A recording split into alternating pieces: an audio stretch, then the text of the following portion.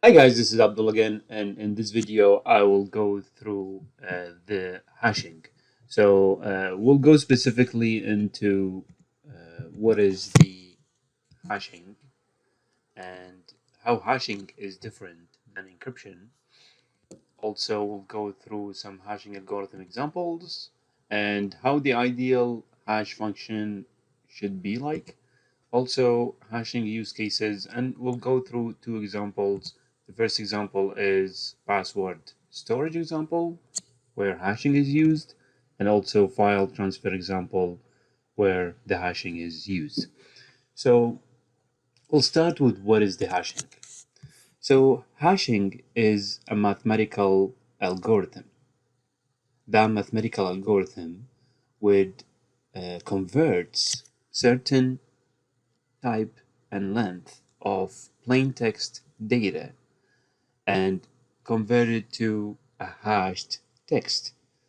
So this plain text is something that you can read, but this hashed text is something that is unreadable.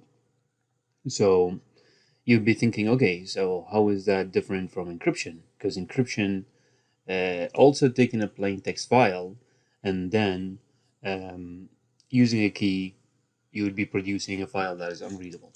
So we'll go through that. So as you can see here, the encryption process and decryption involved a key. So you have a plain text and you don't want that plain text to be readable, right? So you don't want anyone, you have like some important file or some important messages that you don't want, when you send it over the internet, you don't want anyone to be able to read it. So you would use encryption, right? So you would get a key, and that key would encrypt this plain text file, right? And it would be something unreadable.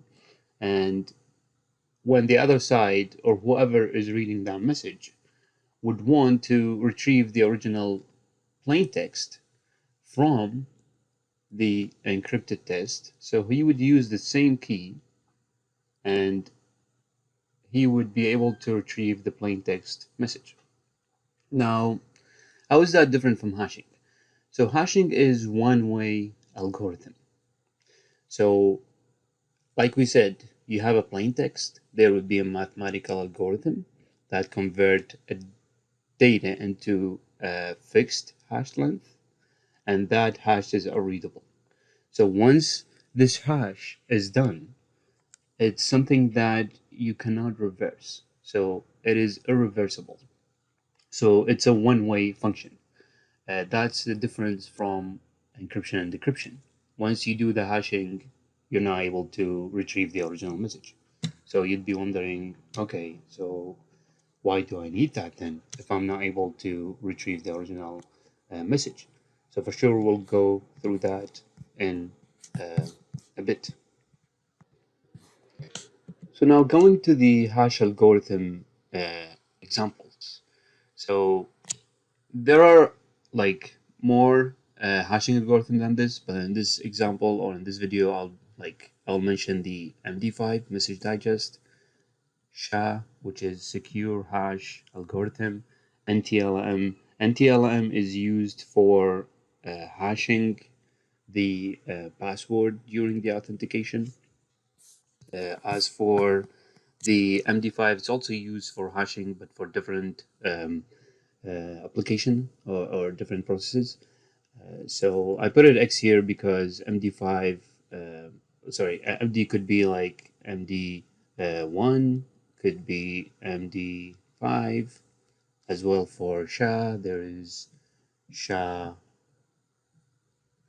oh, sorry, there's SHA1, and there is SHA-256, for example. So the difference is the higher the number, the longer hash output.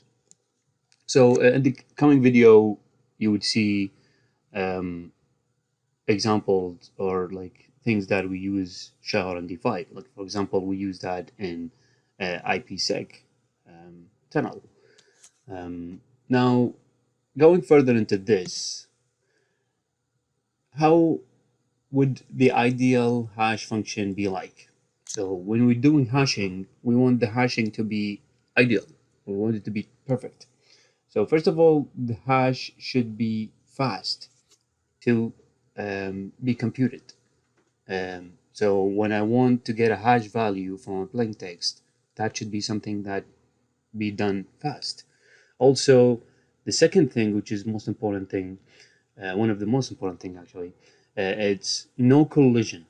So you're not supposed to have two messages that are different with the same hash. It's okay to, so if you have the same file, if you have file 1 and file 2 and both are identical file, um, then they would produce the same hash. But you don't want to have collision, meaning if the files are different, even a small thing in it is different, you don't want the hash to be the same. So I'll mention maybe example for that. So um, let's say let's say that um, there's a company, and in that company there is a bad employee, right? So that company is requesting someone to pay them $100, right? So when this bad employee get the file request, this bad employee want to gain money, so he would want to change that request or that legitimate. So he got like a legitimate file uh, or something requesting for $100. That guy want to gain money. He's bad, so he want to get, let's say, $1,000. But um, remember, so one of the cases of hashing is checking the checksum of a file. So that legitimate party. So if there is a legitimate party that's going to send the file, it's going to send it along with the checksum, and whoever is receiving it, we'll be we'll be giving an example of that in a bit. Whoever is receiving it want to make sure that this file is legitimate, right? So he would check this checksum. So this bad employee would keep changing he would change the value of 100 to 1,000.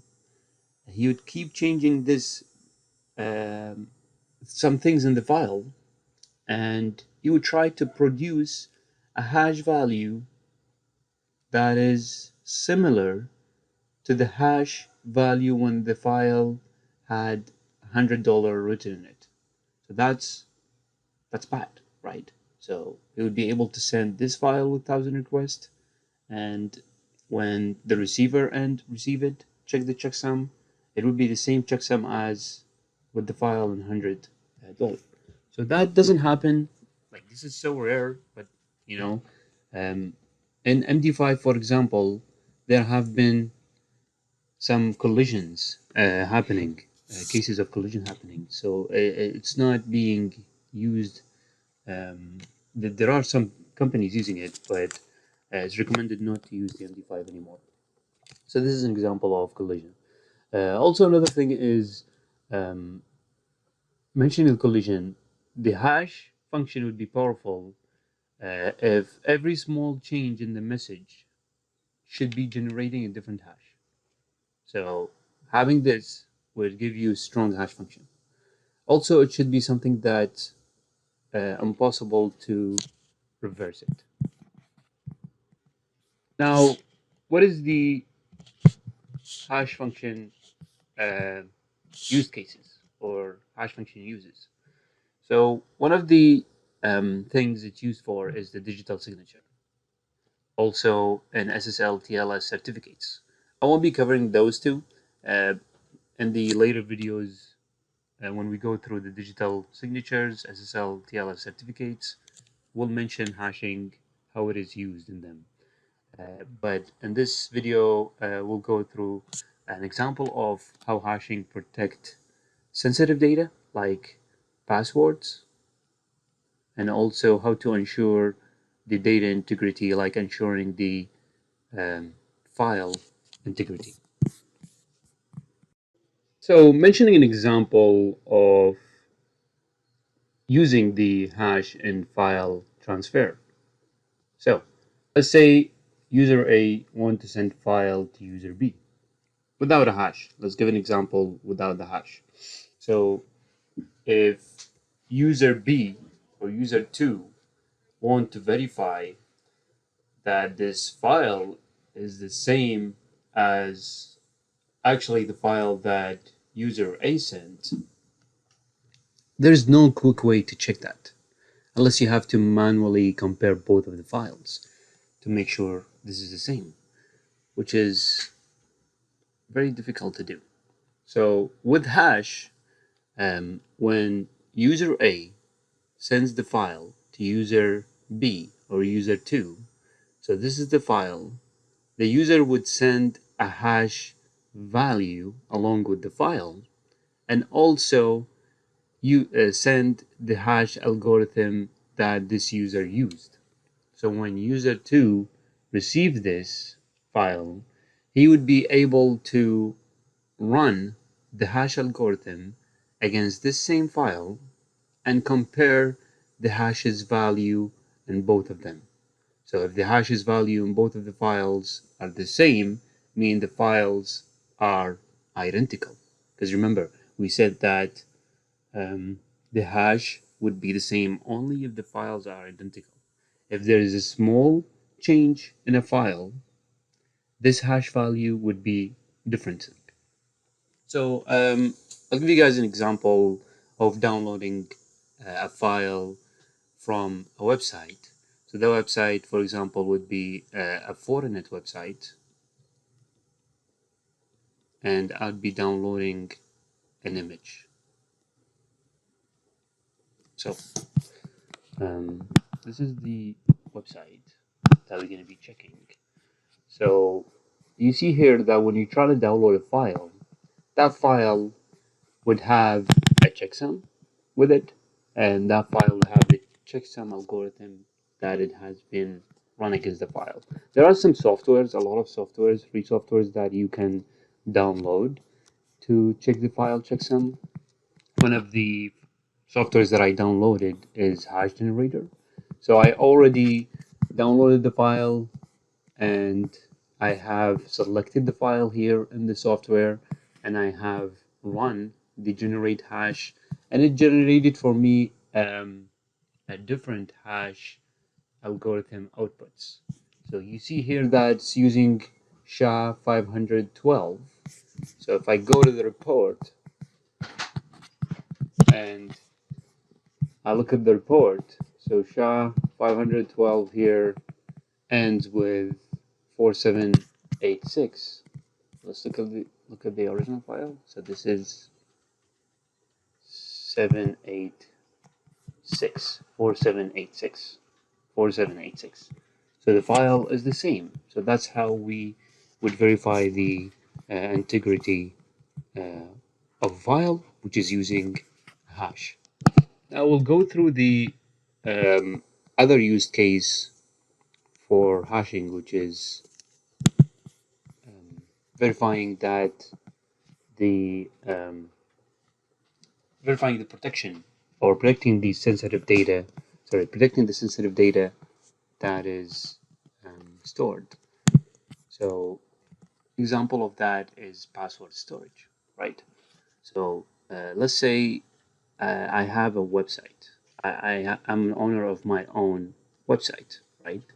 And that website would for sure have a database, and in this database he would keep all the passwords for users accessing this website, right? So when I'm the website owner, would I want to store the passwords of the users in clear format?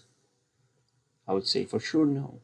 You would want to store the passwords in a hashed format, right? So now we'd say, so for example, if I have a password 123456, I don't want to store it as 123456. I want to store it as hashed value.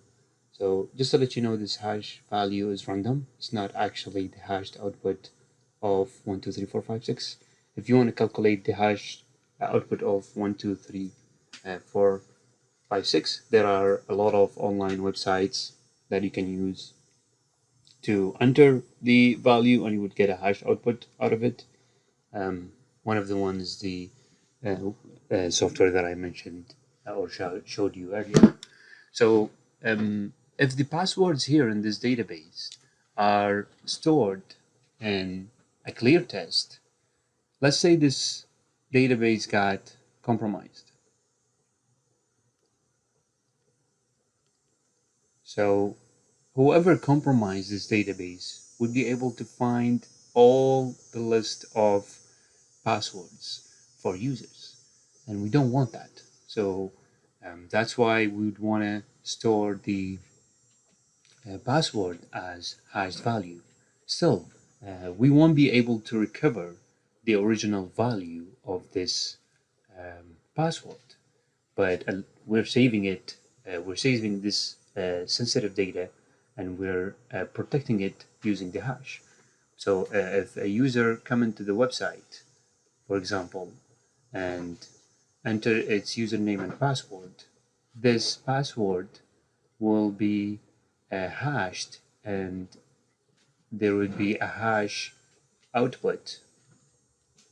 And how the database or how the website would verify that the user logged in with the right password, it would compare the hash value with of the password with the hash value stored in this database.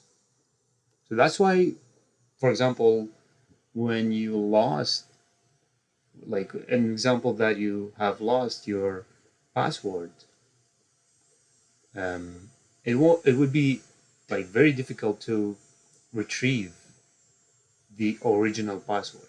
That's why it's always resetting the password, because whatever the website is or whoever the website owner is, you'd be able to um, you know reset the password and calculate a new hash for it and store it in a database. You won't be able to retrieve the original password from the hashed value. So that's the end of the video. We've finished all the topics in this slides. I hope you guys liked the video, and I hope it was informative for you. Please stay tuned for my next videos, and don't forget to like and subscribe. Have a good one.